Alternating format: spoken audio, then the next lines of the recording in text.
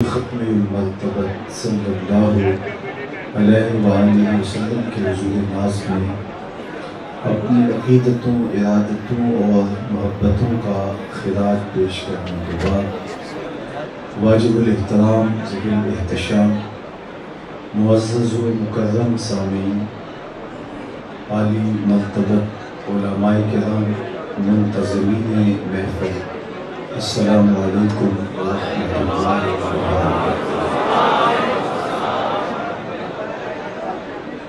آپ کو کافی دیر سے انتظار کی تکلیف برداشت کرنا پڑی۔ اس کا سبب یہ ہے کہ ہم تو اپنے وقت کے مطابق ہی نکلے تھے، لیکن راستے میں بے ہنگم ٹریفک میں پھنس جانے کی وجہ سے تقریباً 2 گھنٹے ہم لیٹ ہوئے، اور یہ اس ہال میں جس طرح اور باہر جس طرح لوگ کھڑے ہیں تو یہ بہت ساری تکلیف ہے جو میں دیکھ رہا ہوں کہ آپ نے گوارا کی۔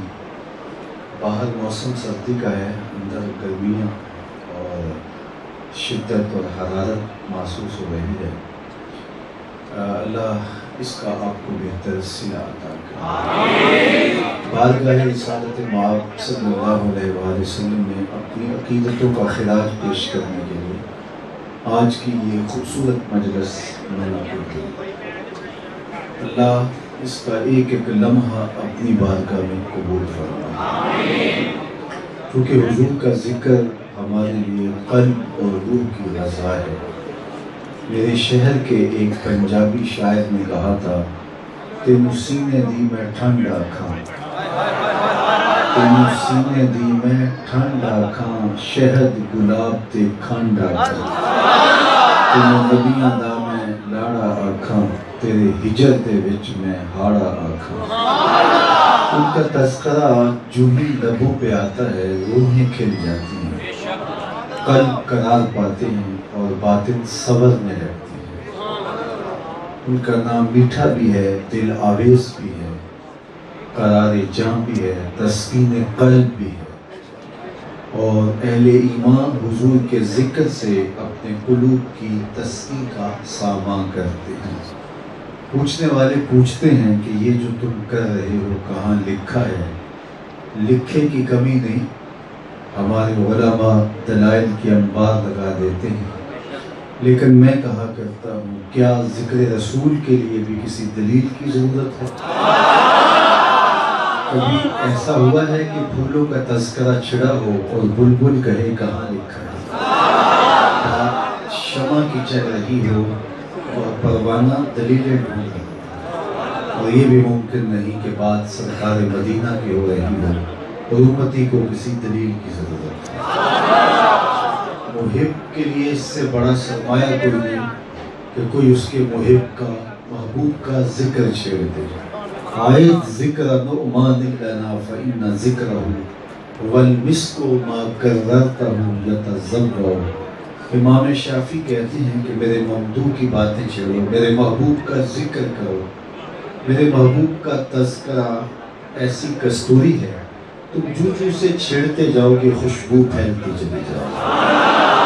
مطرب سے کہو کہ چھیڑے ذرا اس جان تمنا کا قصہ، مطرب سے کہو کہ چھیڑے ذرا اس جان تمنا کا قصہ، فرقت کے بھیانک لمحوں میں کچھ دل کو سہارا ہو جائے۔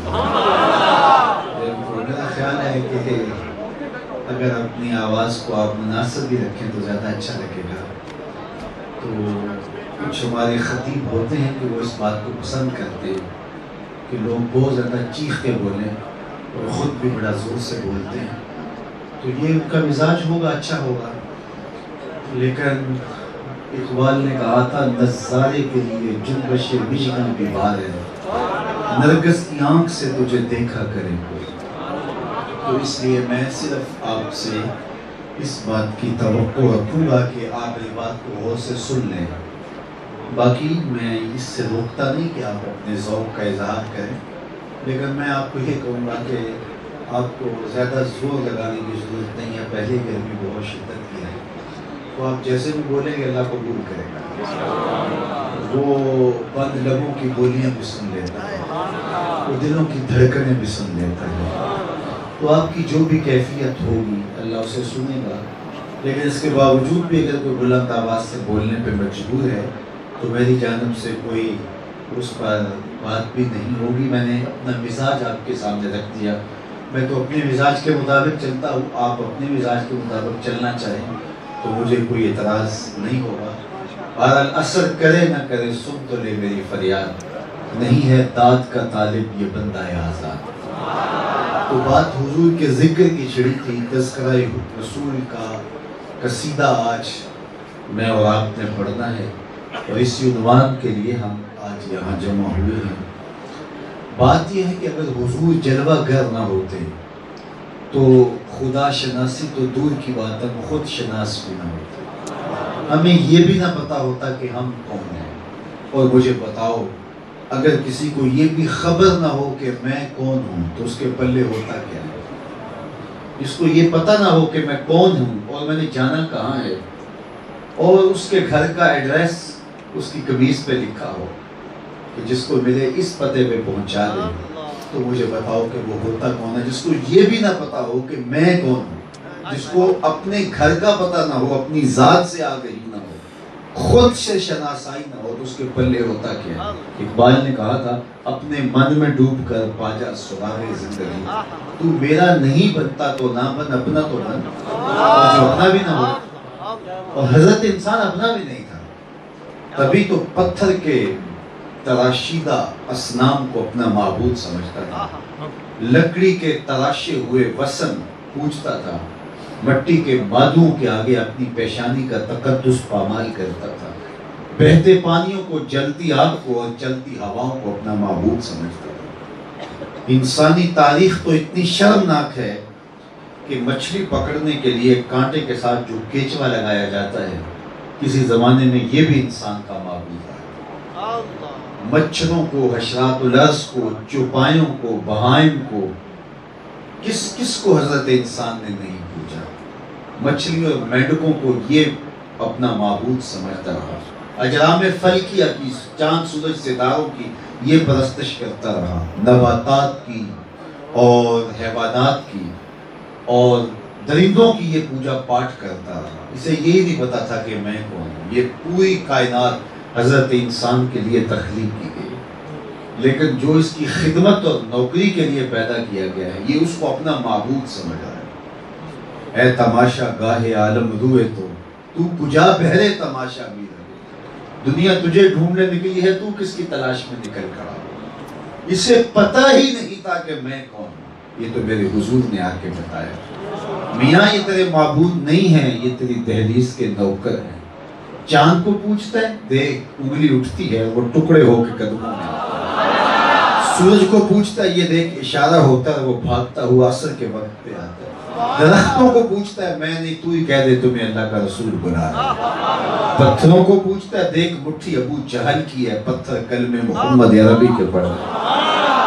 اب انسان کی آنکھ کھلی کہ یہ تو میری دہلیز کے نوکر ہیں، یہ تو اس کائنات میں، کائنات کا سارا چرخ میرے گرد گھوم رہا ہے اور میں کس کی تلاش میں نکلا ہوں.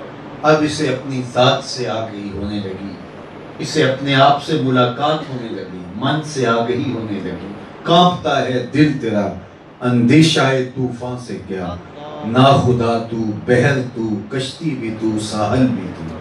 دیکھ آ کر کوچائے جا کے گریباں میں کبھی، کیس تو، لیلا بھی تو، صحرا بھی تو، محمل بھی تو. وائے ناکامی کہ تو محتاج ساقی ہو گیا، میں بھی تو، مینا بھی تو، مستی بھی تو، حاصل بھی تو. آہ کس کی جستجو آوارہ رکھتی ہے تجھے، راہ تو، رہرو بھی تو، رہبر بھی تو، منزل بھی تو. بے خبر تو جوہر آئینہ ایام ہے، تو زمانے میں خدا کا آخری ہے. اسے اب پتہ چلا کہ ستاروں سے آگے جہاں اور ہے. اب سمجھ آئی کہ پرے ہے چرخ نیلی فام سے منزل مسلمان کی، ستارے جس کی گرد راہوں وہ کاروان. اسے اب پتہ چلا، اب اس کا لہجہ تبدیل ہو گیا. جب اسے پتہ نہیں تھا کہ میں کون ہوں تو یہ کس کو نہیں پوچھتا تھا، کس کے چرنوں میں پیشانی کا تقدس پامال نہیں کرتا تھا. لیکن جب خود ہی سے آگہی ہوئی، اپنے آپ سے ملاقات ہوئی، خود شناسی کا نور ملا، تو اب اس کا لہجے بدل گیا، اس کی ٹون ہی تبدیل ہو گئی۔ اب اس کا بدلا ہوا لہجہ دیکھیے، اب یہ بولتا ہے فرشتہ کہنے سے میری توقیر گھٹتی ہے، فرشتہ کہنے سے میری توقیر گھٹتی ہے، میں مسجود ملائک ہوں، مجھے انسان رہنے دو۔ خبردار، مجھے فرشتہ بھی کہا، میری عزت میں فرق پڑتا ہے، اس لیے کہ فرشتوں کی پیشانی تو میرے حضور جھکتی رہی ہے۔ یہ شعور ملا کہاں سے، یہ نور ملا کہاں سے، یہ روشنی آئی کہاں سے؟ جواب آیا میلاد والے رسول کی چوکھٹ سے۔ اگر یہ در نہ ملتا تو انسانیت آج بھی بھٹک رہی ہو، آج بھی اندھیروں میں ہوتا انسان۔ ایک شب کی محفل میلاد کیا ساری زندگی گزار دو، حق کے شکر کر بھی ادا ہے۔ ہمارے بدن پہ اتنے بال نہیں ہیں جتنے رسول اللہ کے ایسا نام۔ ہمارا ایک ایک عضو قرض رسالت میں جکڑا ہوا، اگر وہ جلوہ گر نہ ہوتے تو مجھے بتائیے بھٹکا ہوا انسانی قافلہ آج کہاں ہوتا۔ سید سلیم گیلانی کا ایک شعر ہے، آج کل تو وہ نعتی ادب بھی ہمارا ان پڑھ لوگوں کے ہاتھوں آ گیا نا۔ بٹن تاں کر دیتے، بٹن ٹھاں کر دیتے، نکی جی ہاں کر دے، یہ شاعری ہو رہی ہے۔ نکی جی ہاں یہ بازاری لفظ ہے اور نعت میں مندرج کر دیا گیا، پتہ ہی نہیں ہے کہ حضور کی نعت کا تقدس کیا ہوتا۔ اب سنیے ان کا لہجہ دیکھیے۔ نہ خرد کی روشنی تھی نہ جنوں کی آ گئی تھی، نہ خرد کی روشنی تھی نہ جنوں کی آ گئی تھی، تیری رہبری سے پہلے یہ جہاں جہاں نہیں، تیری رہبری سے پہلے یہ جہاں جہاں نہیں تھا، تیرے آستان سے پہلے کوئی آستان نہیں تھا، میں وہ زمین تھی جس کا کوئی آسمان نہیں۔ تو زندگی کا سارا حسن، زندگی کا سارا جمال حضرت انسان کو جو ملا ہے وہ آمنہ کے لال کی دہلیز سے۔ جس چوکھٹ سے یہ کچھ ملا ہو تو اس کا پھر شکریہ ادا کرنا بھی ہمارے اوپر لازم ہوتا ہے۔ جنہوں نے شعور دیا، جنہوں نے بندگی کا کرینہ دیا، جنہوں نے 3 کروڑ بتوں سے نجات دلا کے ایک رب کی دہلیز دکھائی، جنہوں نے خود شناسی کے اجالوں سے حضرت انسان کو مالا مال کیا، تو کیا ہم ایک شب میں ان کی محبتوں کا حق ادا کر پائیں گے؟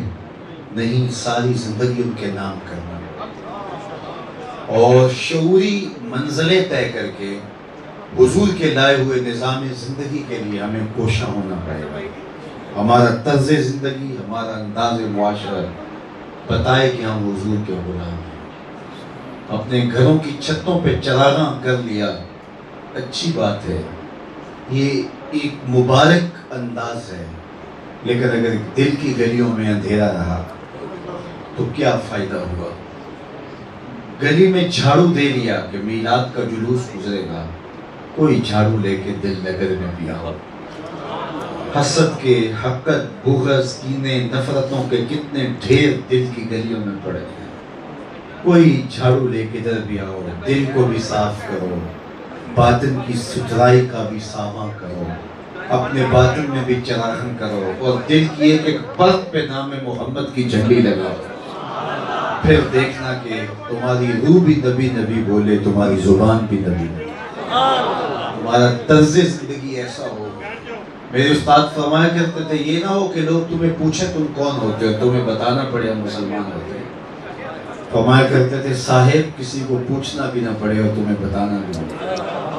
تمہاری وضاحت، تمہارا طرز زندگی، تمہارا انداز معاشرت اتنا خوبصورت ہونا چاہیے، تم دور سے چلے آ رہے ہو، لوگ پہچان کے کہیں وہ دیکھو محمد عربی کا غلام۔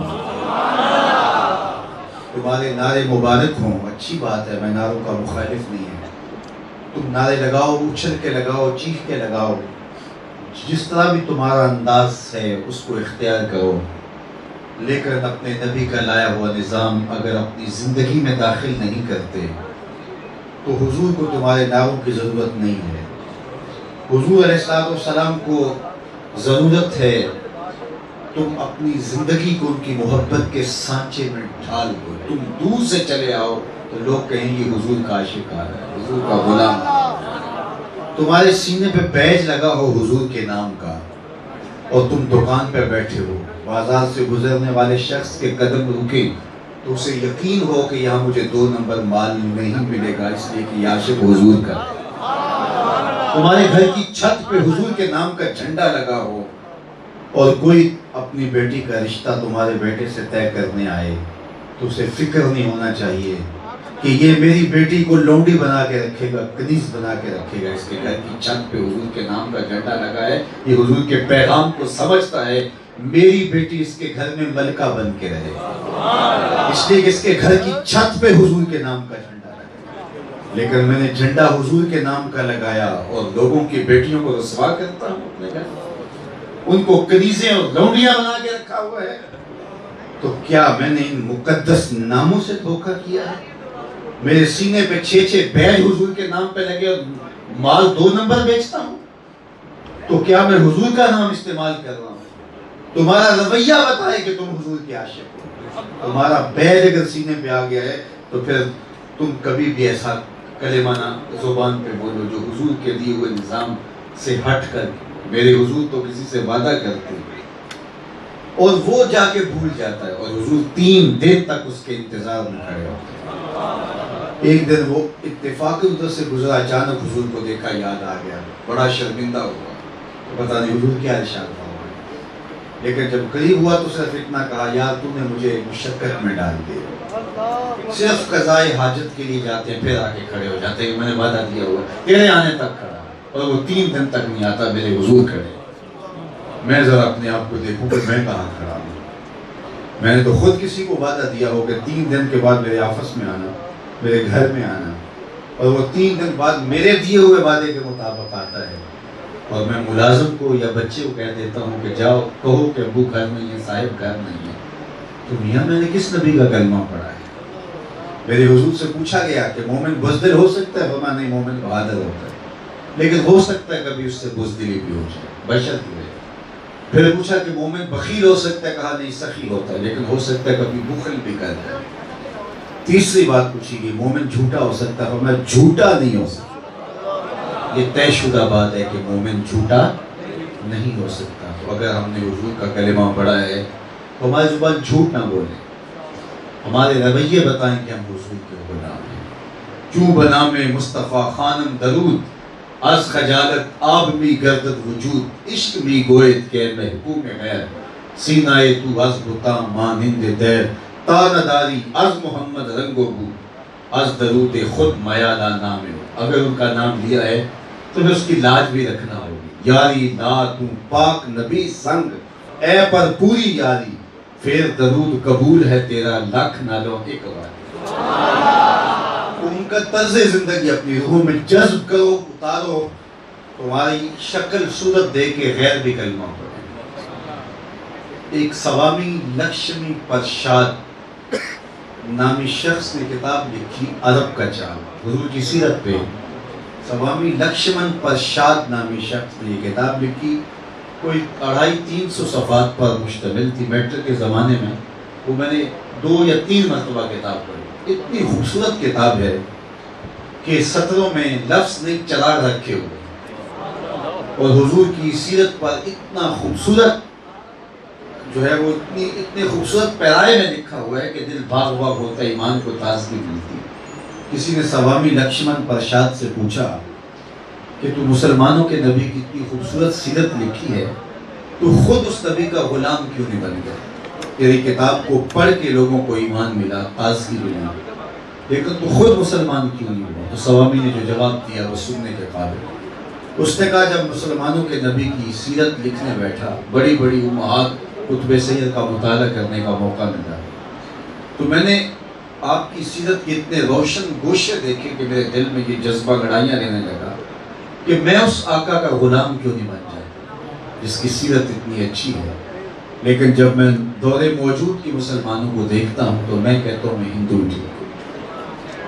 ہمارا کردار لوگوں کے ایمان کے راستے میں رکاوٹ بنا، اور ہمارے اسلاف کا کردار لوگوں کے لیے دین کی راہیں کشادہ کرتا تھا۔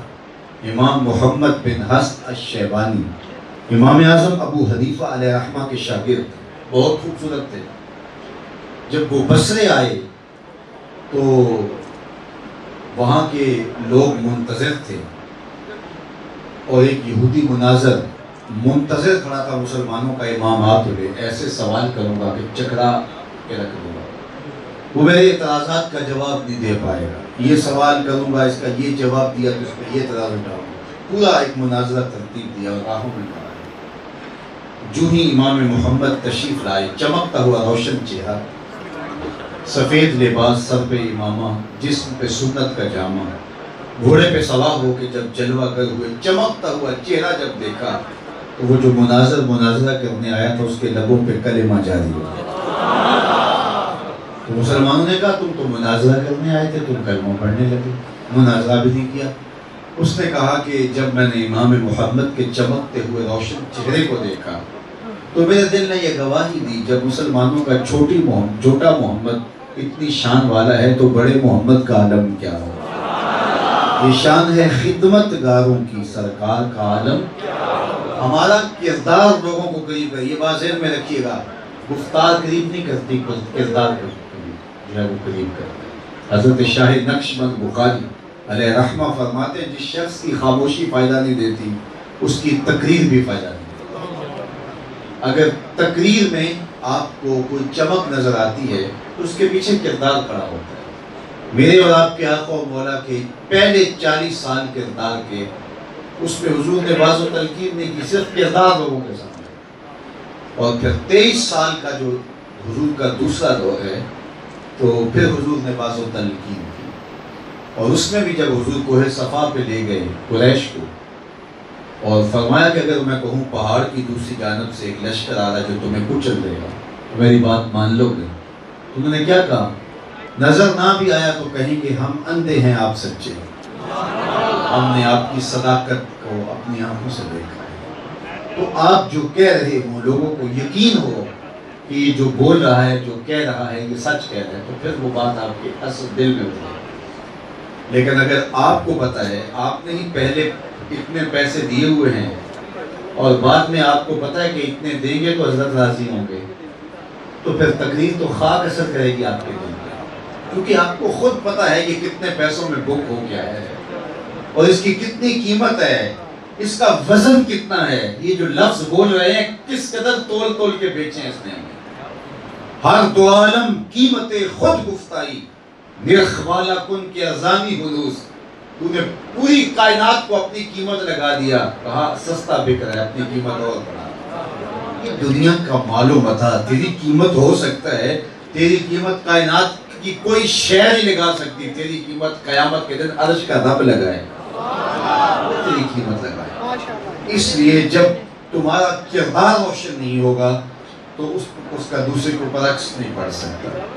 تمہیں اچھی تقریر نہیں کرنی آتی، تم باعمل ہو اور نظریں جھکا کے بازار سے گزر جاؤ، وہ بھی ایک تبلیغ۔ لیکن اگر تمہارے رویے کچھ اور ہیں اور تمہاری زبان کا طوطی بولتا ہے اور تمہارے لہجے کی شوخیوں اور تمہاری گفتار کے تذکروں کی کہانیاں لوگ سنتے ہیں، لیکن وہ کانوں سے ٹکرا کر فضاؤں میں بکھر جائیں گے، روح میں وہ لفظ نہیں اتریں گے، روح میں وہی لفظ اتریں گے جو تمہارے دل سے نکلیں گے۔ از دل خیزت بر دل ریزت۔ اس لیے مجھے اور آپ کو اپنے کردار کی طرف توجہ دینی چاہیے۔ میرا خیال ہے جتنی تقریریں ہم نے سنی ہیں اور ہم نے کی ہیں، ماضی کے مسلمانوں نے اتنی تقریریں نہیں سنی تھی، نہ میڈیا کا زمانہ تھا، نہ اتنے جلسے ہوتے تھے، کبھی کبھار سال بعد ایک جلسہ ہوتا تھا۔ انہوں نے اتنی تقریریں نہیں سنی تھی، لیکن ان کی توجہ عمل کی طرف رہی، اور ہم تقریروں کی طرف ہیں لیکن عمل کی زندگی۔ یہاں بیٹھے ہیں تو ہم پرجوش بھی ہوں گے، اور جب ہم دکان پہ ہوں گے تو اور طرح کے مسلمان ہوں گے، بازار میں ہم اور طرح کے ہوں گے، اسکول میں، کالج میں، یونیورسٹی میں ہم اور طرح کے ہوں گے۔ ہم جب مزدوری کر رہے ہوں گے تو اس وقت ہمارا روح سخن کسی اور طرح کا ہوگا، لیکن ہم آ کے محفل ہال میں، مسجد میں اپنا ذوق پورا کر جائیں گے اور بابا بھی کہہ جائیں گے، آنسو بھی بہا جائیں گے، باہر نکل کے پھر وہیں کھڑے ہوں گے جہاں آنے سے پہلے کھڑا تھا، تو کیا فائدہ اس آنے کا۔ اس لیے ہم اپنی زندگی کو بدلیں۔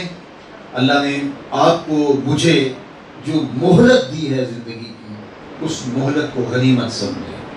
آج کا پچھتاوا کل کی بہتری کی ضمانت ہو سکتا ہے، کل کا پچھتاوا سوائے حسرت اور دکھ بڑھانے کو کچھ نہیں ہو سکتا۔ آج وقت ہے، وقت پر کافی ہے، ایک قطرہ بھی آب خوش ہنگام کا جل گیا جب کھیت برسا بھی تو پھر کس کام کا۔ تو آج میں اور آپ اپنی زندگی کو اللہ اور اس کے رسول کی راہوں پہ ڈال لیں۔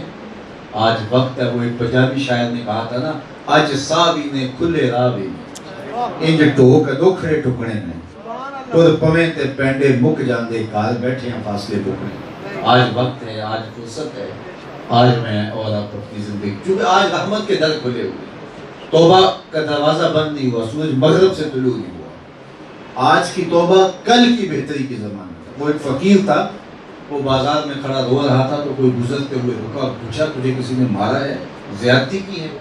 اس نے کہا نہیں کوئی ایسا معاملہ نہیں ہوا۔ تو کیوں رو رہے ہو؟ اس نے کہا ان لوگوں کے رویے نے رلا دیا۔ کیا مطلب؟ کہا بازار سے گزر رہا تھا، انہیں دنیا داری میں کھوئے ہوئے دیکھا تو میرے دل میں ترس جاگا، تو میرا خیال ہوا ان بندوں کی اور رب کی صلح نہ کروا دوں۔ تو کہا پھر کیا ہوا؟ کہا میں نے اس سے بات کی، آواز آئی لے آ میری چوکھٹ پہ، ایک آنسو سے سارے گناہ مٹا دوں۔ میں بڑا خوش ہوا، میں نے ان سے بات کی، یہ الٹا میرا مذاق اڑانے لگے، جا کام کر، تجھے کیا پتا دنیا داری کیا ہو۔ تو وہ تو بخشنے پہ آمادہ ہے، یہ نہیں مان رہے۔ صلح ہونے لگی تھی، وہ مان گیا، یہ نہیں مان رہے۔ اللہ خیر، وہ شخص چلا گیا۔ اگلے دن وہ پھر گزرا قبرستان کے قریب سے، دیکھا کہ وہ فقیر، وہ ملنگ، وہ درویش قبرستان میں کھڑا رو رہا ہے۔ اس نے پھر روک کے کہا بابا آج کیا ماجرا ہے؟ بازاروں میں بھی روتا ہے، قبرستانوں میں بھی روتا ہے، آج کیا ہوا؟ کہا کہانی بیٹے کل والی ہے۔ کہا کیا مطلب؟ کہا کل ان کے پاس گیا تھا، خیال ہوا ان بندوں کی رب کی صلح کروا دوں، وہ تو مان گیا، وہ بندے نہیں مانے، بڑا افسوس ہوا، آج ادھر نکل آیا، اور آج میرا خیال ہوا ان قبرستان والوں کی رب کی صلح کروا۔ تو اس نے تجسس سے پوچھا پھر آج کیا ہوا؟ کہا آج یہ مانتے ہیں وہ نہیں مانتے۔